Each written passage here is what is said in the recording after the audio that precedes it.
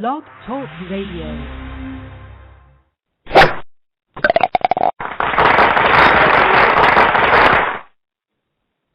Good evening, everybody, and welcome this Independence Day to Golf Talk Live. I'm your host, Ted Odorico, and I just want to take this opportunity again to wish everyone a happy 4th of July. I know this is a big day, and I know everybody's trying to make the best, especially here in the southeastern part of the United States, trying to make the best of unfortunately, an unpleasant weather situation out there. We're all getting bombarded with a lot of rain, and as Don and I, my guest this evening, were just talking about off air, we're getting a little tired of all this rain over the last few weeks, so we're certainly eager and ready to pass it on to somebody else. But anyways, as I just mentioned, I'm certainly glad to be here this evening, and I'm looking forward to talking with a very seasoned teaching professional, Mr. Don Law.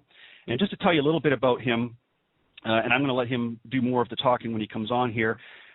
Don started the Don Law Golf Academy back in 1999 down in the Boca Raton, Florida area, and it's grown into be one of the largest teaching centers in the state of Florida, with programs all year round for not only the junior golfers but adult golfers, from beginning to advanced players. Don and his staff have been very well recognized by many of his peers, some of them from U.S. Kids Golf Range of America, and of course the PGA of America for his great work with the junior programs. And I'm going to, as I said, let Don do more of the talking. So let me just take this opportunity. Welcome to the show, Don. Ted, thank you so very much. I'm honored to be on air. Thank you. Not a problem. I'm glad that you're here. And as I said, we're certainly hoping for some drier weather. We want to get back out there and get to work. And I'm sure you've had just as much rain down there as I have up here in Panama City Beach. So I know we're both tired of it, and we're looking for some sunny days ahead. So we'll keep praying for that. But again, welcome to the show, Don.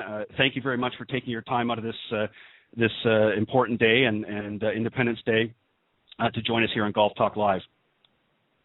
You're very welcome. Okay. One of the things I want to do is, as I was just mentioning off the air to you, Don, I wanted to give you an opportunity first off to come on and just talk a little bit about your academy, what some of the things that you're doing there. But before you do that, just sort of let the listeners in on a little bit of how you got into golf. What sort of motivated you, and who was maybe some of your mentors, if you will, getting you into the game? Actually, what happened, Ted, in high school, I grew up in Anchorage, Alaska, and I was a baseball player. And actually, our school, no, we didn't even have a golf team. And I lived on an Air Force base. They ended up building a golf course literally in my backyard. So when I graduated high school, my baseball was over, and I just started playing golf in the summertime with some friends and got thoroughly addicted and played for many years up until I was about my early 30s, and I was still in Alaska at that time. I got to be friends with the PGA Professional there, a gentleman named Len McSherry, and one day we were playing golf, and he says, listen, how about helping me out with the juniors? Do you mind? I said, no, I'd love to do that. I think that would be great. So I worked one day with Len, and he said, tell you what, why don't you just do the program the rest of the summer? So that changed my whole life.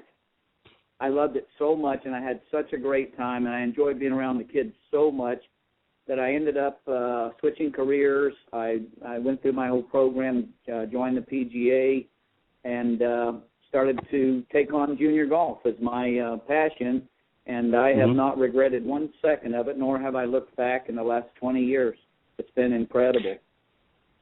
Now, do you just, when we're going to touch on a little bit more about the junior golf a little bit later in the program, so I don't want to get into too much of it right this moment, but because I want you to kind of focus on the academy first here, but do you work primarily with a specific age group that you feel that your academy sort of focuses on? Okay, go ahead and yes, expand on that a little bit.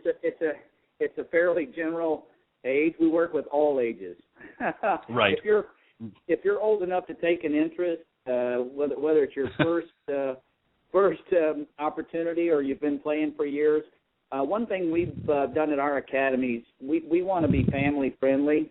We've seen some success in other sports. You know, bowling has taken on a lot of new players. They've made the game family friendly. You can go do it in a short period of time. They put the bumpers up for the kids. So whether you're good right.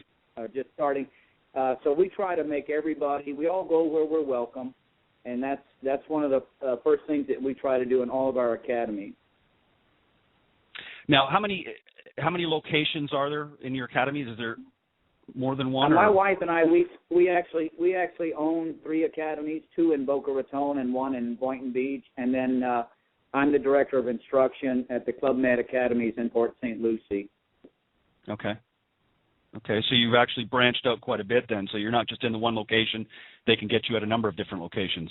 You and your staff. Yes, absolutely. My time is consumed here. We're the academy here at Port St. Lucie. The kids, many of them stay year-round, and it's a boarding academy. So wow. I have 5 coaches, and the kids literally live here, so it's a 6-day-a-week deal in addition to all the other things that we've got going on. So we're spread out pretty good. Now, you mentioned real briefly, and as I said, we'll get into a little bit more of the junior golf and that in a few moments in that, but you mentioned that basically if there's an interest, you're willing to take them. Now, I don't know if you're familiar with this young lady, but out of Savannah, Georgia, but Nicole Weller, who also is a head teaching professional up at the Landings Club, and she focuses, I mean, obviously she teaches all ages and that, but she really focuses. Now, she starts them at, many of her youngest ones are at the age of 2. And I asked her, of course, this question: if you're getting some of them that young, how do you keep their attention? Because obviously at the age of 2, I mean, they're looking all over the place, and So what are some of the things that you found are successful in your academy to work with students that young?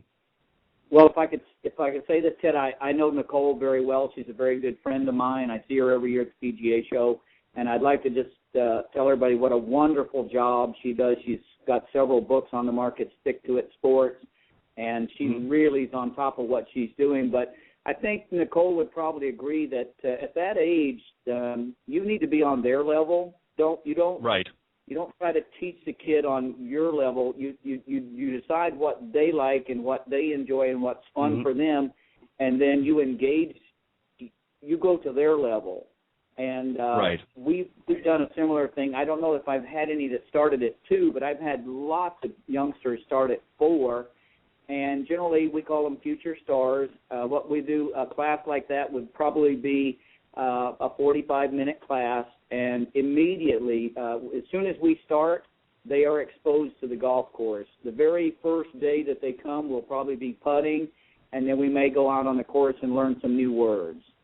So it's a you make it a big adventure. I'm really biased towards having fun and getting the kids to take on the game and love the game, and then you can get as serious as you like later down the road. Now, one thing that Nicole, just to briefly mention, and actually Nicole was my very first guest here on Golf Talk Live, and you're certainly right. What a wonderful person that she is, and she has a great passion, as I know that you do, in helping especially the junior golfers. And one of the things that she had mentioned to me in the interview that we talked about on the program, and the reason why I asked that specific question is, when you sort of mentally try to wrap your mind, okay, how do you work with a 2-year-old? And she said that one of the things that they like to do is they'll sort of set up some different little stations, and it really depends, like you said, coming to their level, and however long that they feel that individual is sort of they're enjoying that particular station, they'll stay there. And if it happens to be for a little bit longer, they'll stay there even longer. And if it's kind of they're getting fidgety or whatever, then they'll move them into something else. But they're always sort of, as you said, staying at their level and not trying to complicate too much, because at that age their attention span could be anywhere from 5 minutes to 10 minutes, could be half an hour. So it really varies, obviously, with different children and that. And obviously another question that I wanted to ask you, and sort of in relation to that, as they get a little bit older, let's say you're moving into now more of your junior golfers, how do you deal with things? Let's say you've got somebody that's a pretty good golfer, and of course in their parents' mind they're thinking it's the next Tiger Woods. Without deflating their ego, how do you sort of assess things with that student? If say somebody comes to you and says, look, my kid's the next Tiger Woods or Phil Mickelson, what do you do to make sure you keep things in perspective? It's pretty easy, really, Ted. I've had the honor. I've had the honor to work around Mike Bennett and Andy Plummer, the Stack and Tilt fellows. And one of the first things they taught me is that anything that you can measure, you can also improve. So I've met a lot of those parents, and some of the kids are talented and some may not be so. But we do a lot of things. If it's getting to a point of being fairly serious, we do testing. We have records. We've actually, our company, Park It Golf, we produce a training kit for the kids. And then one of the things, we've got 3 books on the market. We've got a short game testing kit. So if Bobby's dad thinks that he's going to be the next great thing, we give assignments. We teach him. A lot of it's game-based, and then we test, just like you would if you were at a university. You know, you go and you sit down, you get your pencil and your paper, and we find out what you know. So we measure, and you don't have to do a lot of explaining. You know, you say, well, Bobby was here last month, and he got 22 points on this particular test. It doesn't look like he put in a lot of time here because he got 20 points today on the very same test. It's a nice way to do things, and it's pretty true. It works out to be a fact. Yeah, and I think that's important. I had actually last week, if for those of you that were tuning in, we had Coach Tom Shaw from originally was a Division I coach at Vanderbilt and Tulane University, and we talked a lot about that. You know, because obviously what he does now is he is a founder of a program called the College Golf Game Plan, and basically what he does now, Don, is he helps put together those students that want to get into especially the Division I college golf programs. He sort of, if you will, marriages the two together, the college coaches and with the students that want to come there. And this is one of the things that he also has to deal with as well in assessing that. So he does quite probably something very similar, test the individuals. It's not just about necessarily their physical game, but there's a lot of other factors involved. And I've always been, kind of curious about that because, as I'm sure you've seen in every facet of life, you've got situations where, you've got a great student and they're physically maybe very apt in their abilities, but maybe they don't have the mental side of it. So there's a lot of factors involved, and I think it's important to have somebody to assess that and make sure that their goals and aspirations are realistic. I mean, it's great to dream, but it has to be realistic as well. And I think you need, the helping hands of a teaching professional such as yourself to sort of guide them that way as well. That's where, Go ahead. Where really, there's teaching, where you're just maybe you're fixing a swing or building a swing or correction or whatever it may be. And then there's the other aspect of it where you're coaching, where you really are teaching life skills, and you're involved in everything the kid does. You're monitoring all types of things, and then part of that could be the mental side. And you're involved pretty much in, like the students I'm with here at the academy, I know what they eat for lunch every day. It's quite a great thing to be. It's not like you show up on the lesson team, you got 30 minutes to take care of an issue that somebody's had their whole life. It's really a wonderful way to work with young people, and I'd much prefer to be a coach than just a lesson giver. Right. And I think, and this is something that, as I said, not only Tom and I talked about, but some of the other guests, really in this profession, you can certainly go out there and give lessons, and there's nothing wrong with that. But I think to really enjoy the experience, you're developing relationships. And it doesn't matter whether they're just taking a few lessons or whether they're coming into a full-fledged program and coming back on several occasions. You really need to build that relationship because you're very much like, if you look at it from a perspective, you're like a teacher that they would have in their earlier years at school and things like that. They're looking up to you as somebody that's experienced in this field, and they want to rely on your expertise and opinion. And so you have to have a good relationship with those people, because if you don't, then they're not going to really receive the message that you're delivering to them. No, and it's hard also along that. You have to establish a trust factor. Exactly. Somebody, a young person, there are other things going on in life besides golf, and a lot of times they're looking for a person maybe outside the family that they can discuss things with, or how to handle something or a problem they have.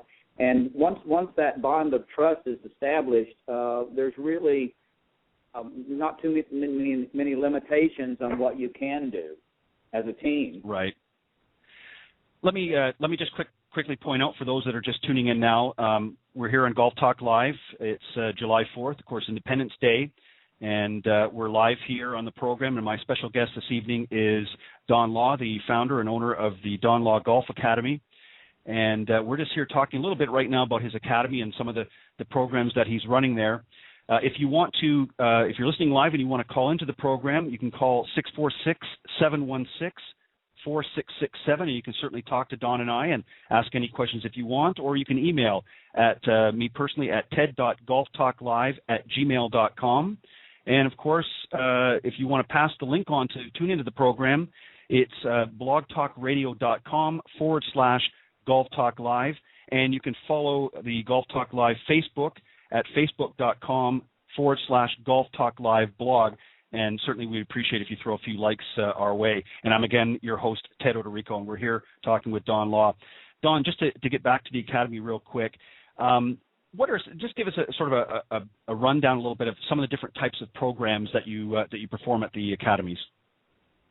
Well, obviously, we support all the initiatives from the PGA, the Golf 2.0.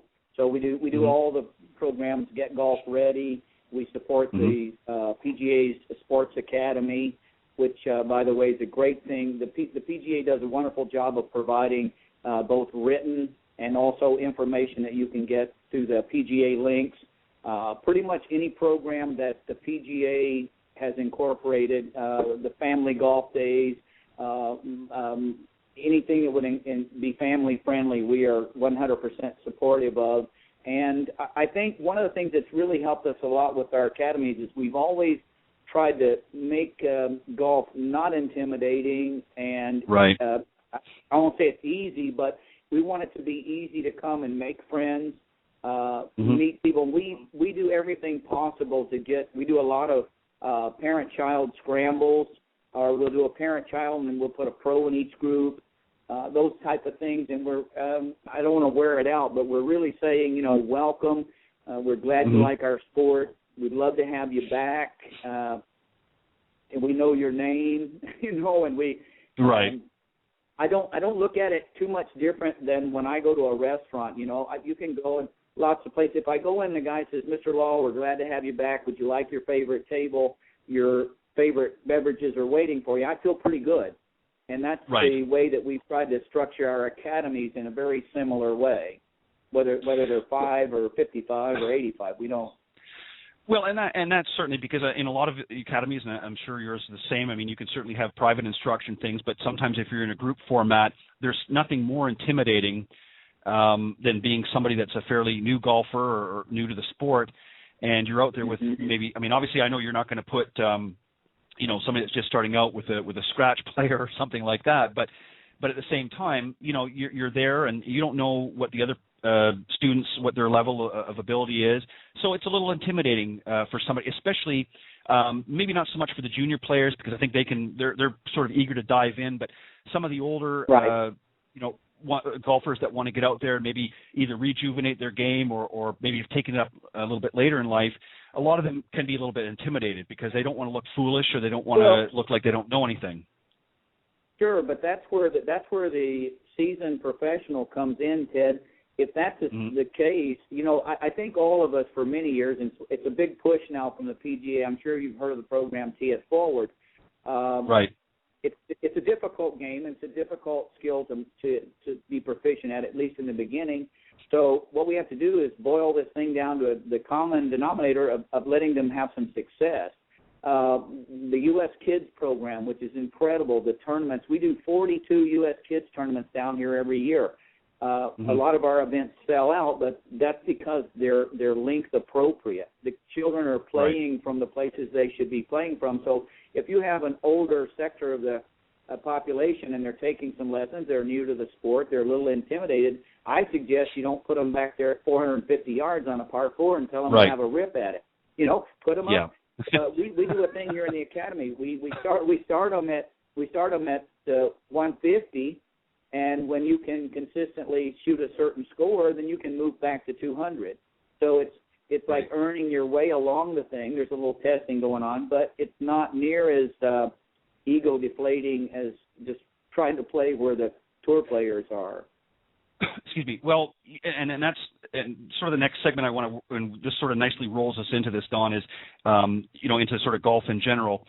The T4 program is certainly great, and Nicole and I talked about this, and actually some of the other guests that I've had since then have also touched a little bit on it. But this is something for a long time I think that's really been needed, is to sort of refocus the game a little bit, because I think what's happened over the years, and as a guy I can attest to it, and I'm sure you can relate as well, but I think our egos are a little bit different. I mean, women tend to be a little bit different, as Nicole mentioned. They're a little bit more realistic, but the guys out there, boy, especially if they still got a little energy here, that they want to get back there where the pros are hitting it, and as you say, they're getting on a 450-yard par 4, but maybe their game doesn't support that. So it's not going to kill them to move up, to the next block, if you will. And maybe even 2 if necessary, and be more realistic. And then as they assess their game, and if their game can warrant moving it back again a little bit, that's okay. But I think too many get out there and they let their egos interfere in their game and aren't playing realistically. And quite often, I think that's what gets a lot of people out of the game, is they get frustrated. They think, well, you know what, I just can't play well. My scores are terrible. But they're playing, as you say, from the tips, and their game doesn't support it. I tend to agree with you there, Ted, and not knocking anything, but modern golf course architecture has helped keep that alive, because for a long time, I mean, the standard, say 10 years ago, I mean, if you wanted the word championship to describe your golf course, which obviously would attract consumers and such, I mean, it had to be 7,000 yards long. Nowadays, with the equipment and the more athletic players and the golf ball nowadays, they're 7,500 yards. Now, the average working person has no business playing back there, because you're probably paying a pretty good penny to do it. You may have traveled. It's going to take you maybe 5.5 hours, 6 hours for the whole thing, and you're going to leave there kind of feeling bad, because the scores they'll be high. It's quite an interesting thing. Well, and Don, too, the other thing I think, and that sort of plays into that sort of mentality, is especially when you're playing your higher end, your resort type courses where they are a little bit longer, because they're trying to cater to a wide range. They're trying to cater not only to the better players, but just the average person out there. But I think, like you said, they're looking at the cost factor. They're thinking, okay, well, maybe it's 150 or so around, and boy, I want to get every penny's worth, so I'm playing from the 7,500 mark, and I'm going to get out there and play as much of the course. But what they don't realize is, by the time you add the green fee in there and all the balls that you've just lost, you're now upwards about $200, because you've just lost a dozen Pro V1s, and at $45-50 a box or more, now it's a $200 round, and you feel rotten about yourself, and you're going home and you didn't have a great time. Yeah, you're hoping you can go do it again. And you're sheepish when you go back to the hotel or condo, and your wife says to you, how well did you do today, and you're ashamed to tell her that you played like a heathen out there. But you're right. Programs like the T4, and people have to be realistic, and there's nothing wrong with if your ability supports it to play back further, there's nothing wrong with that. But if you're not belting it out there and consistently, and it's one thing if you step out on the range, Don, and you hit a fantastic drive, and okay, wow, I'm hitting it great today. But then the next one, it's slicing off here, and the next one's hooking over here. If you're not consistently hitting it a good distance, and not just with your driver, but with your irons, you're making crisp and solid contact on a regular basis, you have no business, in my opinion, to play from the back tees, because you're not supporting, your game is not supporting it, and you're just wasting your time, and that adds to the slow play. And, also, Ted, once again, back to what we talked about earlier in the program, things that you can measure, you can define and categorize and classify. So if you're going to a place and you're playing back there, you want to get your money's worth, and at the end of the round, you start adding up your greens in regulation, if that number comes in around 3 or 4 or 5 or so, I can probably promise you either need a lesson or you need to move up a set of tees or so until those figures, when you start hitting, if you can hit 9 greens in regulations, you're probably at an appropriate length. So simple test, But you're right. The mindset is how far back can we go and how much can I take? And I played for years with my friends, and obviously, being a better golfer and things like that, I understood that sort of mentality. But, a lot of my friends that didn't play as much, they would want to play. They said, well, come on, let's play back here. And I said, look, guys, we've been playing now for how many years, and, you're still at that same level, and you're not really improving. They don't practice or very little practice. And I said, what's the point? I'm hitting a decent ball out there, and I'm playing well, but I've got to look, for the next 5 or 10 minutes, I got to look for all of your balls, and it doesn't make the round fun for me either, even as a better player. So let's move it up. I don't mind playing from a forward tee. I'm not that full of myself that I can't move it up and play from a forward tee, and we'll have a better round. You'll enjoy the game more. I'll enjoy the game more because I don't want to be looking in the shrubs for your golf ball half the round, and it just. Or listening to you thump the club down because you hit a bad shot. Let's just enjoy the game. That's the whole point of it. If you're not enjoying it, then you don't have the incentive to want to continue to play. But I think that we're both certainly in agreement on that. Let's stay in the golf general category, if you will, and I want to talk about the golf industry. Don, I certainly don't want to get into any bashing or anything, but obviously there's some things that we've talked about here in the program a little bit, and I want to get your thoughts on this, and feel free to comment any way you want. But one of the things I've noticed, obviously, we've all been noticing the economy has affected things greatly for everybody, not just the golf industry, but the golf industry particularly has really been hit hard in some areas. A lot of courses have closed down. A lot of private clubs have had to rethink their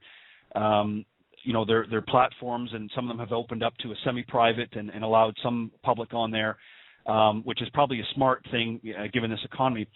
But one of the things that I've noticed, that I haven't really noticed as big of a change in, and I think there's still some improvement, is in the equipment end of it. And the reason why I say that is there seems to be, again, going back to this long game, a big push, on the driver and things like that. And I think that the game has just, again, gotten so expensive for so many people, and especially in this economy, that it's been a deterrent. So how as a fellow teaching professional, what can we do to help encourage the industry, if you will, to move in a different direction and not just be focused on one facet? And I mean, we obviously want the manufacturers, they want to sell clubs, and we can appreciate that. We want to sell things as well, but we have to also listen to the average golfer out there, and they're saying it's still a little bit too expensive. I can't afford it. That's why I'm not playing. What can we do as teaching professionals to help that? Well, I think taking a look at a bigger picture of the whole thing, Ted, one thing I think golf in general is going to have to do, golf's been the game itself. It is the game. It's 18 holes, maybe over 4 days. They test you from the longest yardage. You have to have the clubs. I mean, the lofts nowadays that are produced on the golf clubs, today's pitching wedge, not too many years ago, used to be an 8-iron. You know how all that stuff works. Okay, the clubs now, a lot of the clubs are longer. The irons are longer than standard. And sometimes the lofts are changed and such.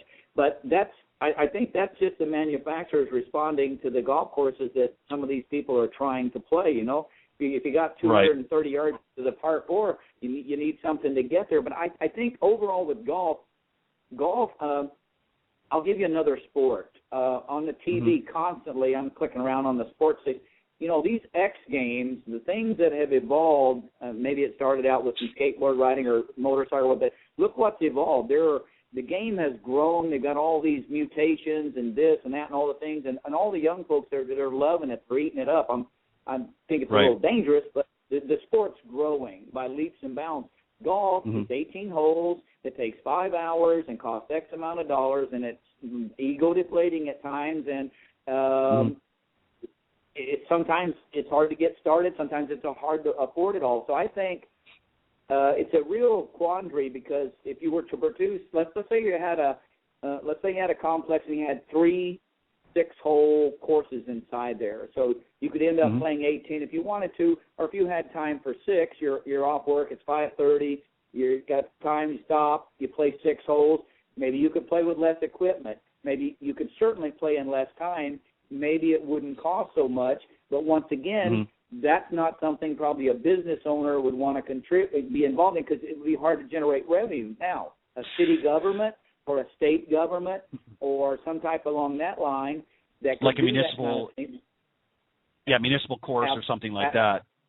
Well, look at basketball. What do you need? You need a basketball, and there's courts. You just go play basketball. Our sport, in some ways, is a little bit. Sometimes it's tough. So starting them young, which I thoroughly believe in, getting clubs in their hands inexpensively, and getting the right clubs in their hands, and making it fun-based, and getting them to love the game. I'm not so sure we could ever get the cost of the equipment down with the way things are produced nowadays and everything, but you can get people playing golf, which I think it's a huge thing that we need to do, and we got to start young. Well, and I think also, too, Don, the other thing that really needs to be focused on, specifically with the equipment, you're right. I mean, the cost, it's difficult. I mean, they're changing the different compositions of things and stuff like that. And obviously, with research and development, you've got costs there. But I think one thing that we could do as teaching professionals, and I know that most do, but really need to focus more on, is fitting people properly with the right equipment, and not be so concerned with getting them into, I mean, some people will come and they want to get the biggest and the best. They want the latest, on the market, but sometimes that may not always be the right fit for them. And we've got to somehow be creative in a way that that if you've got a player that's really not maybe a high handicapper, 25 handicapper, he doesn't need to be playing a $3,000 set of golf clubs. It doesn't matter whether you can afford it or not. And I just wonder sometimes if the industry in general is pushing too much into that because of the dollars, if you will. And a lot of people maybe could be playing with a more economic set for now. And maybe as their game improves, they can work their way up. But do you think that may be also an area that we could kind of tweak a little bit? I think that probably, it's at least speaking for most of the PGA teaching professionals and club professionals that I know, I'm sure that we all feel a strong obligation to do the right thing. Right. I personally would have no thought of selling someone $2,500 worth of clubs if I could get them into a nice bag and a set and everything that would work fine to start for $300. I can tell you most people think along that line. They're trying to do the right thing at the right price point to get somebody to actually come on board and play the game and not be intimidated by those giant price tags. Well, and I think, too, what a lot of it is, I mean, obviously you have your discount warehouses and you've got your Dick's Sporting Goods and things like that, and obviously they can be very competitively priced. But I just think that sometimes people are not, and it goes back to, hitting the right distances and things. I think people sometimes are not realistic about their game, and they just want to get it because they want to, it's more of an impressive thing. I want to impress my the guys in my foursome here, and I'm playing the new Callaway this or the new TaylorMade that, and I'm not criticizing the manufacturers. I mean, I think they're doing a great job, but I just think, and I don't think the club professionals or the teaching professionals are really the issue. I just think it's a mindset that's been developed, as you said, that everybody, especially the young guys, they see all these extreme sports and things, and they see all these guys decked out and all the sponsorships and things like that, and that's what they want, that's what they gravitate to, and it's great to a point. Absolutely. But they're spending all this money, and they're getting out there, and they're not putting the same effort that these guys are doing. They're not, they're not out there like a Phil Mickelson who's practicing, or Tiger, or BJ, or Luke Donald, or any of these guys out there. They're not putting the time in, and for them to be, fitting themselves with the top gear, and not really a decent game to support it, I think it's not money well spent. So I'm just trying to find ways. I think that we, as in the teaching professional and golf in general, can maybe make it a more enjoyable and a more cost-effective way. But at the same time, I mean, obviously we're in the business to make money too.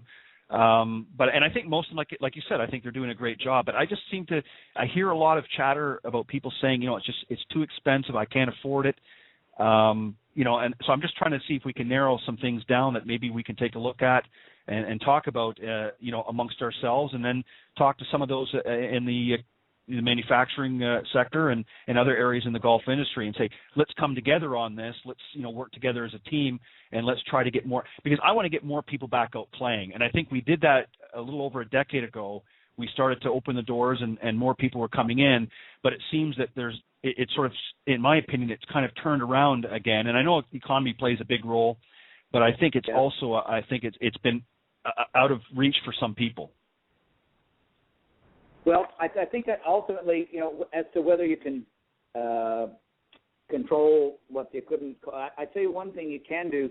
I ran a very large driving range in Boca for years, and our policy there was if you didn't have clubs, we would either loan you clubs or give you clubs. I'm fortunate enough to be in one of the largest sections in the PGA in the country, and my fellow professionals would donate tons of golf clubs when they clean out their bag rooms every year. So I'd take them all on. I countless golf clubs, whether they're kids, adults, whoever, that we gave away. And, it was just a little thing. Just once again, you're welcome. We're glad you're here. Just, come bring this with you next time so you can hit some balls. Programs like that, or the PGA, there's a big push now. We're trying to do what we can to get golf started in schools. And if we ever, once that initiative takes hold, I think you're going to see a lot of things happen, Ted, in particular the growth of the game. Well, and Tom mentioned last week, as I mentioned, Tom Shaw was a coach at Vanderbilt and Tulane. He was a Division I head coach for a while. And one of the things that he said that he's noticed is in the college game is actually shrunken a little bit compared to what it used to be. And I wonder, is that just, do you think primarily because of the economy, just a lot of, they have to cut back somewhere. So obviously the golf program is an area that they're cutting back as in some of the other ones. But I just feel that there's something that we need to do. I think golf is a fantastic sport. It's probably one of the only sports that I can think of that really parallels life in general, because it takes you from a very young age and just really conditions you for some of the things that you deal with in life. It's not it can be a team sport, if you will, if you're playing in certain formats, but it's really an individual, and it's sort of a growing journey, if you will, because you never really get to the top. You certainly get to a high level, but it's constantly a learning experience, much like in life. Yeah, I think that's we were talking. We've had several conversations about why people are the ones who, like myself, are addicted to the game. What is it you're after? Because you're going to work on it your entire life. It's the thing you're not going to. It's a jigsaw puzzle without all the pieces, and the joy, I think, for most of us, is in the search. We're trying to put this thing together, and it is a social game. Probably if you think back, the listeners, you say, oh well, what's some of the most fun times I've had playing golf? It might not be your lowest score that you ever shot. No, it's the people that you shared the experience with. That's who you remember, and what you did, and you don't remember a double bogey or anything such as that. It's the social side. Yeah, I mean, I think back. You're right. I think back over the years, and I played not only with some regular foursomes, but I also quite often when I was growing up in that, I played. Quite often I would go up to the courses and I would just join in with another group. And I got to meet really a lot of great people that way. And one of the things that really helped me over the years was I always tried to, what I would do first, and this is what I would always recommend, if any of you listening up there tonight to our program Golf Talk Live, if you don't have a regular foursome that you're playing with and you want a really great way to help with your game, besides obviously going to a great teaching professional like Don, is when you go to the course as a single, go out into their practice facility a little bit, onto the range, and if you see a small group in that, kind of watch and see how they play. And if they're better than you, then that's who you want to join. I always am a firm believer, never join with somebody that's not as skilled as you are, because that way you have a chance of learning a little bit along the way. And that's what I always did at a very early age, is I always tried to join in with groups that were quite a bit better than me. I would certainly make adjustments to my games. I didn't want to slow them up and things like that. But as I was, especially as a junior, I would, sort of move myself into groups that I saw that were considerably better than I was, because I always felt that I would learn from them. And I think it's the same thing with golf in general, is that you want to always be continually learning. And if you get to a point where you don't think you're learning anymore, that's when you're not going to enjoy it. Yeah, we see that a lot in the academy, Ted. We have some highly skilled players in our academy here at Club Med, and what happens is some of the kids who come in who have some intermediate skills, we do a lot, but we purposely put those players with the better players, and invariably one of two things happen. The intermediate player strives to match the good player, like you're talking about the groups you join, or they'll back off. So we monitor all that, but that person can be an incentive, or better players can be an incentive. You always want to play someone who's better than you, and you want to figure out what they're doing and watch what they're doing and learn. It's part of the process. And it's not a right, and it's not a matter of copying their swing or anything like that, but it's just the mental side of the game is so important, and a lot of people focus too much on the physical side. The swing mechanics and things like that. I mean, certainly understanding the basics and the fundamentals is extremely important. But as we both have seen over the years, watching players like Trevino and Chichi Rodriguez and things like that, you didn't have to have a picture perfect swing to be successful on the PGA Tour, and then of course on the Champions Tour. But they had one thing in common, and that is they understood what they needed to do to make that good contact, but they also had a strong enough, I mean, even Nicklaus, as successful as Nicklaus was by his own admission, certainly didn't have that picture-perfect swing, and his wasn't as eloquent as maybe an Adam Scott or some of these younger players that have come out that have everything, aligned just perfectly. But Nicklaus had such a strong mental side to his game, and he always strived to go that extra mile, and it's that sort of perseverance and that drive that led him to 18 major championships. Yeah, it wasn't without a doubt. Jack was the first person to really, you'd have to say, he set the standard for how to prepare for a tournament. I mean, exactly. He had exact yardages. He kept track of what foods and how he kept himself in shape. He had times when he would not play just to get some rest, particularly maybe before a major. I mean, he had the whole thing. So if you were, maybe the swing, somebody wants to critique it, but mentally, he was vastly more prepared than most. Right. And I think even by today's, I know a lot of people, compare him and Tiger back and forth and that, and no doubt Tiger certainly in earlier times had a very strong mental side to his game, and I think he still does to a degree. But I still think, in comparison, I think Jack was, in my opinion, was a better mental player than even Tiger was. I think Tiger, what made Tiger so successful was that he had the physical dominance as well as the mental side. He had an extremely strong mental side, but he was in such good shape physically that he was able, I mean, when you look at his earlier days, he was not the straightest of drivers. He could certainly hit a long way, but he would quite often hit it into the rough. But his mental side would take over, and he could recover with his short game so well that he could, you could overlook some of these flaws that he had in not hitting the perfect drive and so forth. So, the mental side is obviously a big thing to the game as well. Let me move on to the sort of the teaching pro in general. Don, I just want to ask you a few questions about that. Sure. One of the things I want to ask you now at your academy, I'm sure that you have some of the latest technology and things like that. I don't know whether what you're using at your academies, but what are your thoughts on that as far as the swing track or TrackMan, and some of the other products that are out there? Are you a big proponent of that? Sorry, go ahead. The more accurate the information that the teacher is evaluating and dissecting and digesting, the sooner and the more accurate the fix, if you want to call it that, will be for the student.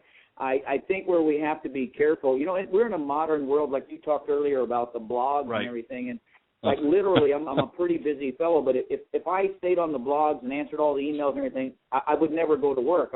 We're in an age of information. I call it overload. There's a need, like we use TrackMan, but we don't necessarily share every single piece of information. The great Bill Strasbaugh had it all figured out many years ago. He said as a teaching professional, we are the encyclopedias of the information. What works, what made this go, how that, what's the order, what's your sequencing, all those things. But our job for the average player is to take that information and put it on a postage stamp and help someone. So I do like the modern technology. I use some of it and everything, but I also, having taught enough, you have to know how much to give out. And really, I think the best teaching, because the kids have taught me this, the very best teaching is when you lead someone to an answer without giving it to them. That, to exactly. me, that's when there's massive amounts of learning and ownership of information, is when you lead them there. Well, and I also think the student has a lot to do with it. I mean, there's some students out there that are, like, for instance, I was always a more visual person. So, you could explain, as I've said to previous guests, when I was learning in my earlier days, you could tell me something till the cows came home, but until I sort of got a visual imagery of it, of what needed to be done, it was difficult for me to sort of receive that. And I think sometimes there are some people that want those technical numbers and things like that and rely on that to help their game. So those students that maybe you can get more involved in that. But do you think that maybe that there are some teaching professionals, and the reason why I'm saying this is I read some of the golf blogs and things like that, and I hear a lot of them pushing all these things. Do you think that maybe some of the teaching professionals are relying too much on the technology and not maybe finding a balance for it? And I don't want you to, I'm not saying this to knock anybody, but do you think that maybe some of them are not? No, I think that's what makes us professionals, Ted. I think a trained, experienced teacher, number one, can get the information correct. Number two, knows what to do with it, which is not necessarily just give it to the student all the time. Maybe some of it, maybe parts of it, maybe the important parts of it. But I think when you've been doing it a long time, the professional can blend all these things to the best benefit of the student. I don't think that you can overdo it for certain. And once again, back to you establish trust with your student. They know you know what you're doing. They listen to you. They buy in. Maybe you show them the picture.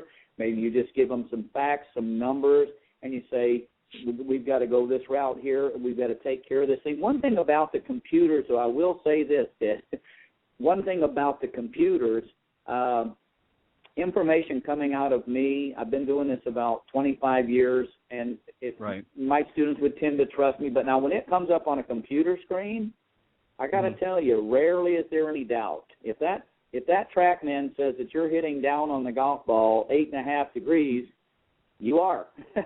They don't.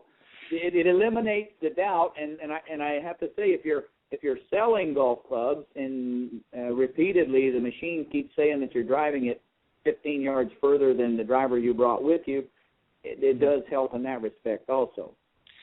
Yeah, and I certainly don't want. I mean, I'm all for technology as well. I mean, I'm a little bit more old school at times too. I mean, I believe in sticking, with the fundamentals. I think it's important that they understand, as Jack talks about in his video that he did some years back, Golf My Way, the fundamentals, and that's what his sort of go-to when he would get out there and needed to sort of each year, especially after not playing for a little while on the PGA Tour. Jack Nicklaus would go back and him and Jack Grout would work on the fundamentals again. And so, it's certainly important as a teaching professional to focus on that, but certainly technology can help in many, many ways. And, I certainly don't want to knock it, but I just get concerned that sometimes in this new age that maybe people are relying a little bit too much on that and not really focusing on the basics and the fundamentals. Because I think, you can pretty much take anybody, and if you can give them a proper grounding and footing into the game, the groundwork, if you will, if you lay it out for them, they can pretty much do just about anything. But if you fill their head with too much information overload, as you said, then I think it makes it more confusing, especially for the newer golfers. I think as people progress, and I think, with the onset of video and that, people want instant feedback, and I think the video is great because it's helped me over the years, being able to see for myself, again, being a visual person. But that was one thing I wanted to ask you is your thoughts on that, and I think we both pretty much agree on that. The other thing that I wanted to ask you about the teaching professional is, and again, you don't have to necessarily be specific, what are some areas do you think, and I'm throwing myself into the mix, that we do need to improve on? What areas do you think as teaching professionals we could improve on that we're maybe not doing as well as we should be doing? Well, I think nowadays it's very, very important. A lot of the, there's the figures, there's the facts, there's the, the angles and everything that you can easily get from a computer nowadays. I think one of the better teachers that I've ever been around, and there are a lot of incredible teachers throughout the country, mm-hmm. but the best mm-hmm. teachers to me were the most efficient communicators. Right. Like who may have been, Ted, if someone didn't recognize in working with you, if they didn't pick up on the fact that you were a very visual learner and they just kept mm-hmm. giving you descriptions, or they talking about things, doing the lesson kinesthetically, it could have been tough for you to have any success. So I don't right. think as a teacher, number one, you never stop learning. Anything right. that you can do to further your education. I spend a lot of time trying to figure out how to communicate effectively with the person standing before me and make sure that I'm addressing my lesson to their needs and not something that I think they need or something that I need. It's got to be about what they're doing. And I think if you do that, you do have the knowledge as far as what's going on, and you make it a point to communicate that way. I think we do a very good job. Yeah, and I agree with that. And I think, too, in addition to being an effective communicator, you have to be a very good listener. And I think that that's important in anything. I think that you have to really listen to the students, yep. Especially in the early parts of the lessons and things like that, or when you're doing your academies. You really have to kind of listen to what they're saying and what their concerns are and what their thoughts are. Because I think, like you say, if somebody doesn't recognize early and sort of do their due diligence and realize that maybe in my case I'm a more visual person, like you said, there's going to be stuffing me full of figures and facts and all this kind of stuff, and it's just going to be, again, information overload, and it's just not going to be received very well. And that's what I think turns a lot. And I know that the majority of the good teaching professionals out there are not doing that, but I just wanted to kind of get again, the reason why I'm asking you the questions I'm asking you, Don, is I know that you've been in this business a long time, and I just think it's again, as I said to you at the beginning of the program and off both on and off the air, one of the things that I want to do with Golf Talk Live, just let me give a little plug here of my own. One of the things that I want to do here is I want to have a variety of professionals on here, both in the teaching end of it and fitness end of it and so forth, so that we can exchange information. I mean, it's easy to talk on blogs and it's easy to talk in Facebook and things and some of these other social, but you don't really get the overall flavor. You don't get the sort of personalities don't really come out in that, and you're more or less answering and responding to somebody else's question. And sometimes you might only, like on Twitter as an example, you only have 140 characters. You can't really say a lot sometimes in 140 characters. So this is really the premise behind this program, was to allow not only the Joe public who might be listening in on here, but also other teaching professionals to be able to get some insight from a seasoned professional like yourself, that maybe they're just starting out in the industry. They can draw from your experience. And also there may be some things, like as Nicole pointed out on my first show, she tunes in quite often because she wants to pick up some tips that maybe you're doing or somebody else is doing in the industry that might help her abilities in her teaching. So that's really what we're doing here on Golf Talk Live. And that's why we're here with my special guest this week on July 4th, Independence Day, Mr. Don Law from the Don Law Golf Academy down in Boca Raton, Florida. And Don, just to keep things going here, I want to move into the equipment end of it real quick. But just one last thing. I apologize. I just want to go back 1 second. Excuse me, just to let the listeners know, my guest next week is going to be Chuck Evans. He's the Executive Director of Instruction excuse me, at the Medicus Golf Academies over in Kansas City, Missouri. Looking forward. He's another seasoned professional as well, looking to have him on the show.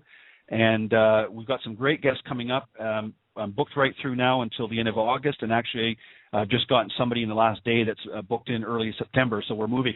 So if you're interested in coming on Golf Talk Live, as Don is this evening, you can certainly contact me at ted.golftalklive@gmail.com, or you can certainly put a post up on our Facebook page, which is facebook.com/Golf Talk Live blog.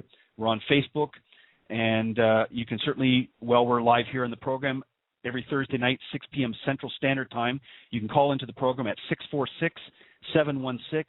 888-858-4667 and talk to myself or my guest. And as I mentioned before, my guest tonight is Don Law. Don, let's move on to the equipment end of it real quickly here. Your thoughts on equipment. Do you think that they've gone too far? And again, this is not, let me put a little disclaimer here. I'm not trying to bash the equipment industry or anything like that, but do you think that maybe they've gone too far with distance and things like that? Would you prefer that they scaled it back, or are you happy with the direction they're going and it's just the signs of the time, if you will? Or what are your thoughts on equipment? Oh, gosh, Ted, first of all, I'm not throwing you under the bus here, Don. Nor am I going to get underneath it. But Ted, it's like a cycle. We talked earlier in the show about the 7,500-yard golf courses. So the golf ball nowadays, it flies. It's incredible. I just saw it today. I saw Bubba Watson use 200. Almost 300 yards out on a par 5. The guy, they said on the air, he flew the ball 290 with a 3-wood. I mean, that's some fairly effective equipment right there. The thing is that doesn't work for the average guy. No. One of the being heavily involved in junior golf, I will say this: the equipment that the kids are playing golf with now, and U.S. kids is a huge part of that. The equipment is actually fits the kids. It's appropriately weighed and lengths and lie angles and grip sizes and everything. That is massively different than even what we had 15 years ago. Sure. The one thing I will tell you for sure in the equipment, if it's seen on TV, if the PGA Tour is using it, then the well-established or accomplished junior kids, I mean, they're going to have it. That's just kind of how things go. It's amazing what TV does in our lives. But right. It's, if you're going to play these, I mean, the 530-yard par 4 at Marion this year, that's a par 5 for almost all people, other than the tour. It's the ball goes far enough. I'll say that. Right. In keeping in again on the equipment side of things, you mentioned Marion, which was going to be my next point. There was a lot of skepticism in the beginning, just prior to the U.S. Open this year, that many people thought that Marion wasn't going to present a good challenge for the golfers because it obviously wasn't as long as what your modern day courses are. And I hear you chuckling in the background, so I know you're going the same direction I am. But well, I can tell you, they can rest assured that the USGA will control to a large extent. So the scores they'll be fair. And somebody talking about 10, 12, 13 under at a venue that's that great, it's not going to happen. No. And it's funny because you heard all the sports commentators and that all leading up were very critical of Marion, and blogs and so forth, and it was just it wasn't going to be a good test of the at this level. And I'll tell you, it knocked a lot of them on their heels when they got out there and realized just how tough that course really was. You lengthen that rough a little bit, you narrow the fairways and slick up the greens a bit. And I'll tell you, 6,900 plus yards is what was it, 69.96 I think was the distance. Mm-hmm. It was a tough course, and even though there were some under par scores throughout the 4 rounds. Every score was over par at the end of Sunday. So, it just goes to show you that it works in the U.S. Open. Yeah, and that's the thing is that's what they need to. And I mentioned on a previous program, and I don't know, maybe I'm grasping at straws here, but this is something I often wondered about, and I've mentioned this a couple times on the program now to some of my guests, and I'm just curious to your thoughts here. About Augusta National. I mean, especially since Tiger came on the scene in his earlier days, and he was belting at a good country mile himself, and still hits a long ball, but he was hitting it further in the beginning. And of course, Augusta National with some of these longer players just started lengthening it, and I understand the concept that and the what Augusta wants to have and the image that they want to have with the course. But at the same time, I wondered, as opposed to lengthening the course, if maybe they had have changed from the status quo and maybe lengthened the rough a little bit and narrowed the fairways a bit in some of the cases, if it would have accomplished the same thing as opposed to lengthening it. Well, I think not that I would ever question anything that's done there, but when they lengthened the golf course, what you did is you just made the group of people who can actually win there smaller, which obviously Tiger would be one of those people, but certain people, maybe not the longest hitters, they can't get to the par 5s and 2 and such, you just kind of cut them out. So now they do have a light rough there now, but the perils, that place, most of the business there is taken care of on the greens. When you have greens that are 12 on the stemp meter and then they got a little undulation to them or a little bit of slope, and it's more than a fair test. The greens are the protector of that golf course. Yeah, and that's true. And I mean, don't get me wrong. I mean, I love Augusta National. I think it's a fantastic course, and I've always enjoyed watching the Masters every year. But I just wondered, in sort of combating against the advancements of equipment, if more of the courses need to start adopting more of the will, if you will, of courses like what Merion did, and just get the USGA in there and make them a little tougher when they're playing, even week in, week out, not just for the majors, but some of the other ones not. Because, like I said, the problem that I think having these great long courses makes, it might be fine for the pros, but again, you go to these resorts and you see a lot of the average Joe golfer going out there, and they just figure, okay, well, I'm going to play from here too. This is the far back tees, and this is where I should be playing, and it's just not a realistic experience for them. And I just think that maybe, I'm not saying that all the courses need to shorten themselves down, but maybe what they could do instead is just make them a little bit tougher on the PGA, and you wouldn't be seeing. I mean, when you get out to Vegas, and I understand you're dealing with elevation and heat and things like that, but when you start seeing rounds, at the end of a tournament, 25 and 30 under par, how tough is it? You know what I mean? Well, one thing we could always do here, I had the good fortune to play golf in Scotland, and there's a great golf course right near St. Andrews called North Berwick, and very proper club. And also we went in, a friend of mine, we're both PGA, we went in and paid to play and all, and so we went out and got on the back tee, and a very upset gentleman in a coat and tie came out, and he asked us what we were doing, and we said, well, we're going to play here. And he said, I don't think so. And I said, well, we're members of the PGA. I mean, we know how to play golf. And he said, gentlemen, that tee is reserved for tournament play. Please move up. So there was no. Right. It was either go up a set of tees or go home. So they're very over there. They don't mess around. You're going to play where they tell you. Well, and I think, exactly. And I think that maybe some of the courses need to adopt more like that over here too. And I said, there's nothing wrong if somebody's playing well and hitting the ball well, if they want to play, further back.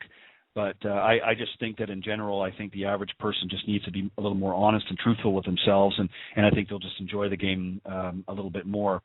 And I some of the courses, I mean, I enjoy courses like Merion really more than I do some of the newer ones that have come out. I just like the looks of it, that older style course. And, a lot of times with the smaller greens and things like that, same thing as like at Pinehurst. Pinehurst certainly isn't the most hilly of courses out there, and I just like that sort of look. And I just think some of the courses that have just, you get on some of the holes and they're, 500 and something yards, par 5s, and most people aren't getting it in 2 shots, the average player out there. And I just think that some of the courses have just gotten so long now that it's just made it very difficult. That's another reason I think that some people have sort of fizzled out from playing golf, is it's just too tough of a challenge. And, wanting to have these sort of aesthetically pleasing resort courses and things like that, I mean, they're fantastic. I think they're great. But I think that they need to find a happy balance, and maybe adopting more of a tee it forward type program at some of these venues might be the way to go.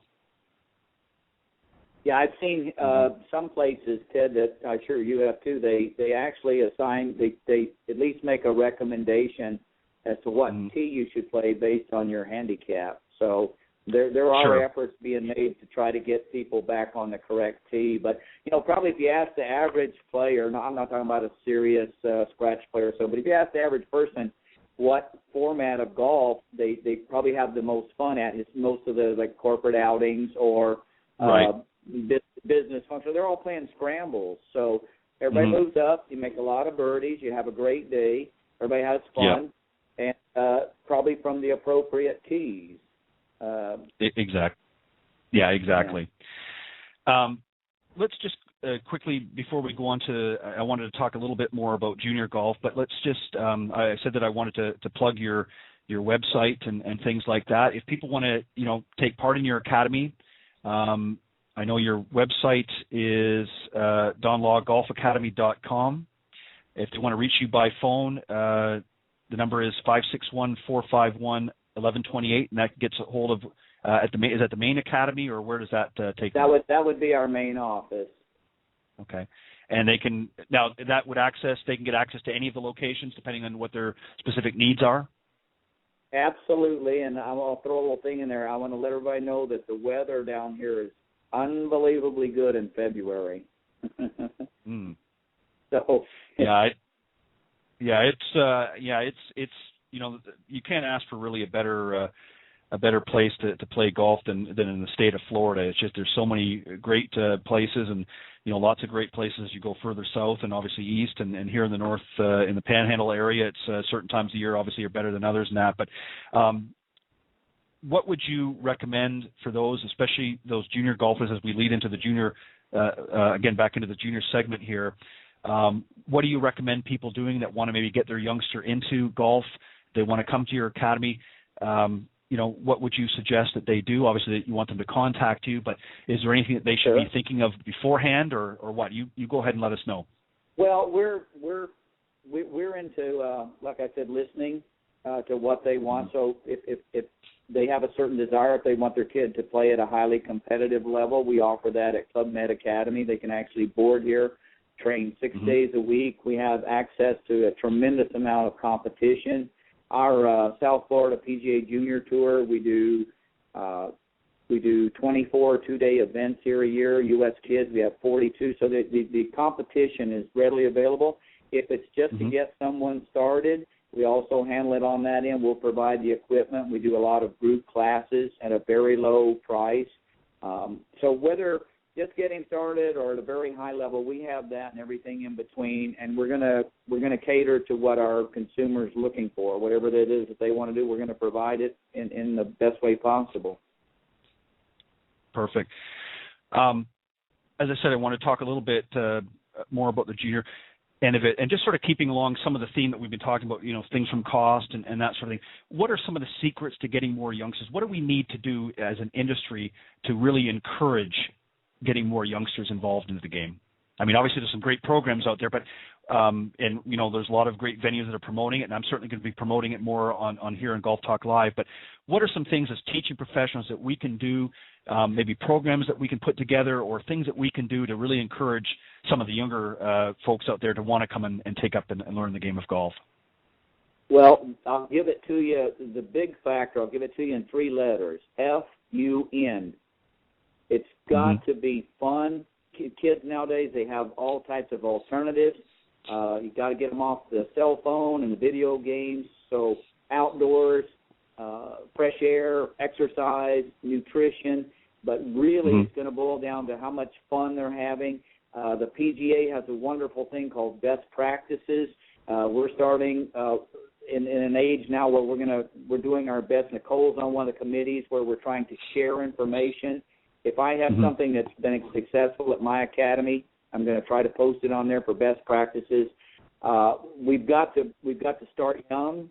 We've got to get them to fall in love with the game first, which is all about fun as a kid. I never want to do anything that wasn't fun. No, of course not. No, we don't. And so sharing ideas, helping our fellow professionals, helping programs grow, getting some golf in school, and sharing ideas that work. I think that's where it all starts, Ted. We got to start young. Right. And what about as far as the cost? I mean, I know that, again, obviously you're dealing with junior golfers and things like that. So I know that, organizations like U.S. Kids Golf and things like that. But what can we do to help make it a little bit easier transition? Because obviously everybody's dollar is tight these days. You want to make it as accessible. What are some things that you're doing at your academy to help make it an easier transition to get those younger players out? And what are things that we can do in general in the industry to help make it a little bit easier for some of these young guys and gals to come out? Well, I think you have to do a couple, make it family friendly, but also make it pocketbook friendly. Like we do a lot of classes. We keep the ratio low. We'll do 4 to 1. And a kid can come. They come once a week for an hour and a half for a month. They pay for 4 at a time, and we keep the cost down so it is affordable. And the idea is not necessarily to get rich. The idea is to get the kids involved in the games, share our love of golf with them, and let them meet some mutual friends so that they'll want to come back and do things together for the social side.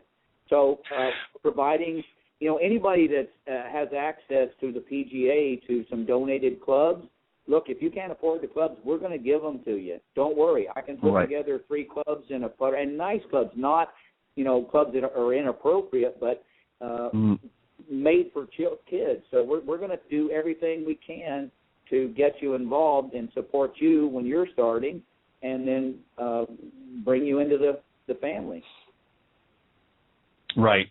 And I agree with that. I think it's important to, do what we can as teaching professionals to make it as accessible. And as you said, it's not about, obviously we're all in the business to make money to a point, but at the same time, we want to make it so that it's not hurting the pocketbook, make it so that it's affordable for them to come in and join up with your academy and meet some great fellow friends and things like that they're going to want to come back, because then you're looking at a whole different thing. Now you're building not only the relationship with you and the students, but with each other, and they're going to want to come back and certainly going to tell their friends when they get back into school and things like that, because they had a great time down at such and such, and it's going to just spread the word. And I think it's we need to communicate that. And Don, I want to, not only in addition to extending an invitation to come back here anytime that you want, but I certainly want you to, and any of the others that are in your field that you know of, Nicole, I've already mentioned this too, but any of the other ones, within your academy and elsewhere, that want to certainly plug things on on Golf Talk Live about the junior golf in particular, but anything really about the academies. But, you certainly know how to contact me now. By all means, send in information. If you've got special events coming up and things like that, I'll certainly give them a plug on air here to help out any way that I can. So feel free to do that. Thank you. Well, I think it's, not a problem. I just think I agree 100% with you. I think it's so important that we all need to work together. I mean, even though in a sense many of us are independent, one of the things that I've mentioned here several times on Golf Talk Live, I mean, we all have our own websites. We all have our own businesses, many of us. But I think that we really need to work together as a team, if you will, as an industry, because there's plenty of business out there for all of us to have. But I think that we need to work towards a common goal, and that is really to keep the game alive and keep it moving. And it's certainly been successful, obviously, with the help of the tour players, not making it interesting and exciting week in and week out, both on the men's and the ladies tour. But I think as teaching and club professionals, we need to do our part as well, because we're dealing with the 99% of the public. We're not dealing, many of us, with necessarily the top teaching, not teaching pros, but the players out there. We're dealing with the rest of the public that want to learn the game and want to, make it part of their life, if you will. And we need to do what we can to help one another to accomplish that. So anything that I can do here on Golf Talk Live, Don, please extend that invitation to your staff and also to your other fellow teaching professionals. Well, Ted, that works both ways. Anything that I can ever do to assist you or to help grow the game of golf or get somebody involved or help a fellow professional, anything along that line, you can certainly count on it. And I cannot thank you enough for having me on the show today. If you ever get down to Florida, please come in, or southern Florida. I know you're up there. Yep. Please come by and see us. Well, that's definitely on my agenda. One more thing, Don, as we're getting close to wrap up here, I'm going to let you do a quick plug in a second. But one of the things I mentioned to you briefly just before we went on live, and I didn't really get a chance to because it was doing its countdown. But one of the things that I'm going to be doing probably in the new year here, I want to let a little bit more time go by, but is creating a segment called Coach's Corner. And I was originally going to do this segment as a blog, and I just thought, you know what, I don't want to sit in front of the computer and type all the time, and then you have to answer. And I just thought I'm going to use this vessel, if you will, that I've created, this Golf Talk Live program, and do a segment on which would be about an hour, because it really can run out to 2 hours here, but do an hour segment where we'd have Coach's Corners and have professionals such as yourself, but maybe 2 or 3 or maybe even 4 on at a time, and allow the listeners out there to actually call in with questions or email or text or what have you with questions into the program, and allow myself and the other teaching professionals on there sort of talk to them and get them, pick their brains and let them pick our brains, that sort of thing, and just make it a sort of more of an interactive type program. And what I also want to do with it, Don, is obviously everybody has tight schedules and things like that, is I want to get a group of people on each week, but rotate them out so that you're not going to be on every week, so it gets a fresh perspective each week, different teaching professionals, club professionals on here each and every week through that segment. And then, of course, you would come back through some sort of rotation. But the idea is to not just get one person's perspective, but get a whole group of perspectives. And I think it could be a very successful segment if it's done right. And that's something that I'd like to propose and have proposed to some of the others that have been on here, and I'd like to extend that invitation once we get it rolling, if you would like to come on and participate in that. Ted, I'd love to be involved. I think it's a great idea. I think contact with people via some other method than a computer is fantastic, and you can absolutely count on me to be part of it whenever you get that thing going. I'm in. Well, I appreciate it. And as I said, it's probably going to be early in the new year, and that I'm still kind of working on some things on my end, and I want to get a chance, as I said, use this summer and even into the early fall to get some other professionals on as such as yourself, and get them on here and get.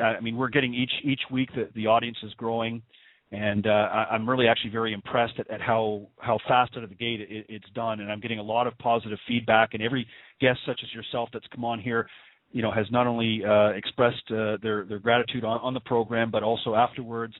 I've had a lot of people helping. And what I'd like to do too, Don, is at some point, I would certainly appreciate you letting those that not only attend your academy, but let them know about the program, that they can come on here and listen to some great insight from the teaching professionals and golf industry. I'm not just going to have the teaching professionals, but I'm also going to have other golf industry types on here. Certainly pass that link around, let them know that that's available, and let them know that you've been on here, that they can listen to this segment if they want. And that link is blogtalkradio.com/Golf Talk Live. I'll send it to you an email. I know you've already got it, but I'll send it again. I would appreciate that if you can, let your in your social medias and things like that, and your fellow professionals as well. Let them know. And also, I extend an invitation to them. If any of your other fellow professionals at your academies would like to come on sometime and be a guest, just let them have my information, and they can contact me anytime, and I'll set some slot time in for them as well. I'll sure do it, Ted. Well, I appreciate it. And just to sort of wrap things up here with my very special guest, again, was Don Law from the Don Law Golf Academy down in the southern parts of Florida. And just to give a quick link again to his website, it's the donlawgolfacademy.com. And you can contact their general number if you want more information about the Golf Academy. It's 561 area code 451-1128. Again, that's area code 561-451-1128. And the website, one more time, is donlawgolfacademy.com. So make sure that you get in touch with Don and his great staff down there in Boca Raton, Florida, if you want to be a part of the academy and get some great instruction and just make some friends out there and just take up this great game of golf that we obviously both have an equal passion for. Don, thank you very much. I feel very blessed and very honored to have a gentleman of your caliber on my program. And I hope, as I said before, I hope that you will come back and join me anytime. You're welcome to come back on the program, and certainly bring some friends along with you. We'd love to have them on the program as well. Thank you so very much, Ted, and happy 4th of July to everybody out there, and travel safe. For sure. Happy 4th of July, everybody. I'm just going to wrap up a few more minutes here on my own. Don, again, I appreciate you coming on the program. It's certainly been an honor, and I thank you, and I hope you had a great time. I think we talked about some different things, and again, I know there's a myriad of things that you can talk about in golf. It's a never-ending topic, and we want to try and cover some different things each week here on the shows. Again, thank you, Don. Have a great rest of your holiday, and again, I appreciate you taking this time out on a special day like this. You're very welcome, Ted. Thank you. You're welcome. Have a great evening. Have a great weekend coming up.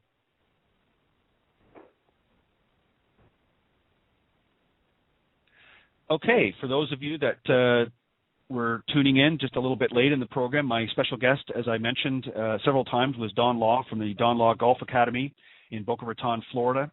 And if you want to get in touch with Don and his staff, you can reach them, as I said, by phone, and their general number is area code 561-451-1128. That's 561-451-1128, and the website is www.donlawgolfacademy.com. So please look them up and see what he has to offer. And he has, as I believe he mentioned, 3 or 4 academies in the southern part of Florida. So you can get some information on his website there. I'm going to be joined next week by another gentleman who's been in the golf industry for quite some time, and his name is Chuck Evans. He's the Executive Director of Golf Instruction at Medicus Golf Academies out in Kansas City, Missouri. And just to remember, for those of you that may have tuned in later into the program, we are on each week, every Thursday night here in Golf Talk Live at 6 p.m. Central Standard Time. That's, of course, 7 p.m. Eastern Standard Time. And you can certainly call into the program at any time through the live broadcast. The broadcast is auto-recorded, so following this program, it will actually upload into the link that I'm going to give you here again in a second. Usually within about a half an hour after the broadcast ends, you can go and listen to the recorded version. But during the live broadcast, which is usually from 6 p.m. Central Standard Time, it will normally go, depending on the number of guests I have, anywhere from 6 p.m. Until 7:30 p.m. Central Standard Time. If I've got multiple guests or additional topics, I may run it right through until 8 p.m. Central Standard Time. Tonight I'm going to be closing off in here in just a few minutes, so we had a little bit shorter because Don was the only guest this week. But I certainly thoroughly enjoyed, as I mentioned to him, having him on the program. Certainly a wealth of knowledge, and we need more great people in this industry like Don. And as I said, Chuck Evans will be joining us next week from the Medicus Golf Academies out in Kansas City, Missouri. On July 18th, teaching professional Steve Pratt, who studied the Mike Austin golf swing, he's going to be talking about the long drive champions and the benefits of using some of the equipment like TrackMan and that. He's from Westlake Village in California. And, of course, closing out July on the 25th, a young lady by the name of Randy Friedman. She's a speaker and mind coach, golf pro at Golf Mind Power LLC. And she's also the author of a book that she wrote in 2008 called Your Inner Swing. She's going to be talking about the mental side of golf, which we touched very briefly about tonight, Don and I. But she's going to be coming on here and talking a lot about the importance of the mental side of golf. So lots of great topics here in Golf Talk Live. I hope that you'll enjoy me each and every week, Thursday at 6 p.m. Central Standard Time. And as I said, I'm booked right through now until the end of August with a lot of great guests. Meredith Kirk is going to be coming on. She's the owner of Meredith Kirk Golf, and she's an LPGA member and a USGTF Level 3 certified teaching professional. And she's out in the South Carolina, Myrtle Beach area. Great young lady who does a lot of great things in golf. And on the 11th, I've got some really great guests. Not that they're not all great guests, but one I've been really looking forward to having on here is Mr. Barry Goldstein. And he was one of the top teaching professionals through Golf Tips magazine. Lives down in the Coral Springs, Florida area, originally from upstate, I believe in New York. And he's going to be joined, of course, by his fantastic young daughter, Carly Ray Goldstein, who's going to be attending LSU next fall. And she's going to be going through the golfing program there at LSU and playing for the Tigers there. And she's going to be joining us here. Truly a phenomenal young lady. Last count, I think she's won 99 tournaments in her junior golf career. So definitely a lot of great things. So, of course, Barry's a proud father. He's going to be coming on talking about that.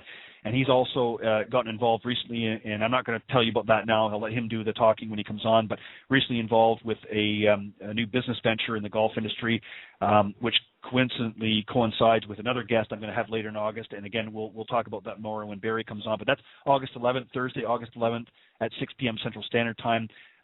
My good friend Barry Goldstein and his daughter Carly Ray Goldstein will be coming on and talking about her career and obviously some of the things that Barry's working on. And then August 15th, PGA Teaching Professional and founder of R3 Golf Academy in Pendleton, South Carolina, Mr. Clint Wright will be joining me on the 15th of August. August 27, I do have a gentleman that's on here, and I don't have it on the schedule, so I'll have to update you. I did have that slot filled in, but I don't have his name here on the sheet for some reason. And then August 29th, rounding out August, will be Mr. Bernie Pinder, who is the founder and president currently of Ontic Golf, which is a lot of different products, but primarily in putters, and he's had some great success. And he's from the Grand Haven, Michigan area. He's going to be coming on here on August 29th. And as I said, I've got another gentleman coming on early in September, Mr. Robert Foreman, talking about golf fitness. So we're going to be covering a lot of wide variety of topics here in Golf Talk Live. So I hope you'll join me over the next month and a half with these different guests. And as more guests come online and join the program, I will be updating you on those as well. Again, I want to thank one more time. I know he's listening to my very special guest this evening, Don Law of Don Law Golf Academy, for coming on the program this evening. I know that the 4th of July is a big event and very important day to all Americans. It's Independence Day, and it's something that should be valued and treasured each and every day. But I know a lot of people are out there celebrating it this evening, so I hope everybody's going to be safe. I want to thank you for listening to the program this evening. And just finally, I want to wish everybody a happy 4th of July, happy Independence Day. God bless to everybody, and I hope that you will join me next Thursday here on Golf Talk Live at 6 p.m. Central Time. God bless everybody, and have a great evening. Thank you for tuning in.